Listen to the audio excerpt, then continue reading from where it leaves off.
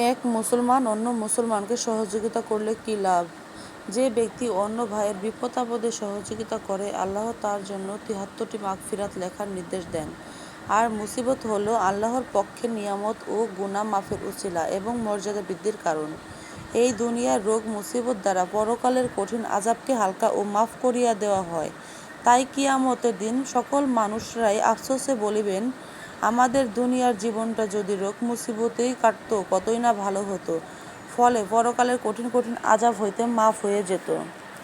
সবাই আমিন বলবেন। কোন জিকিরে সমস্ত পাপ মোচন হইয়া যায়? যে ফরজ নামাজ শেষে আল্লাহর নামে শব্দটির জিকির ১০০ বার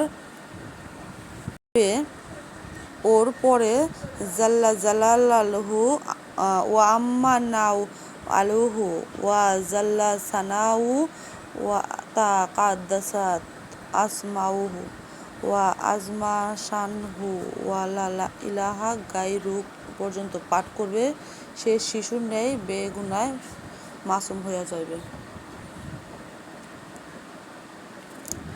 বিপদ আপদে হযরত বড় পীর রাদিয়াল্লাহু কি আমল করতেন? লিল্লাহিল কাফি কাসাতুল কাফি লিকুল্লি কাফি কাফাফিল কাফি ওয়া নিমাল কাফি ওয়া লিল্লাহিল হামদ ১০০ বার পাঠ করলে ইনশাআল্লাহ বিপদ আপদ দূর হইয়া যায়।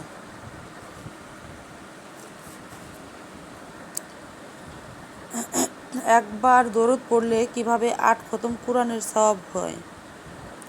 ৫ ওয়াক্ত নামাজের পর ৫ বার পড়লে ৮ খানা কুরআন খতমের সওয়াব।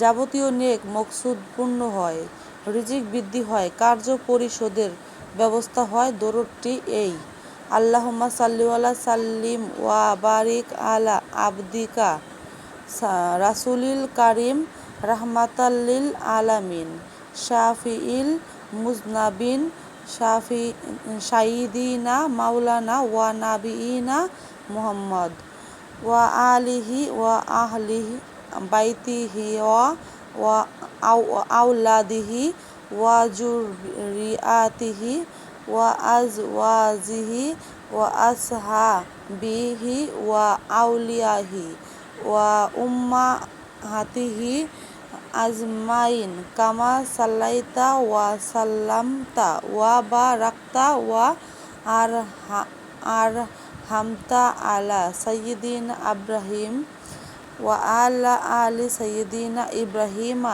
ইন্নাকা হামিদুম মাজিদ।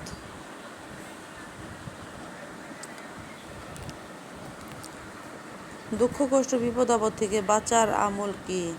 সালামুন কাওলাম